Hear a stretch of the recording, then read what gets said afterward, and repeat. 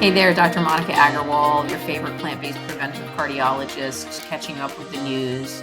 So supplements that promote cardiovascular health, there's a lot of assessment and a lot of discussion about supplements. And people ask me all the time, should I take this or that? It says that it'll help my cardiovascular health. There are even some supplements that say CV protection. But the truth is that most of those supplements do not have any data. They're not monitored by the FDA. They're not forced to go through clinical trials like medications are.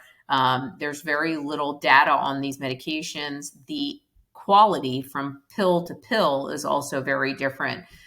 You also have to remember that you can't have a poor lifestyle and not exercise and then take a supplement and make sure it makes your heart all better. So just caution you to use heart supplements that are for heart health. Really focus on just good eating, healthy plant-based foods, and being active.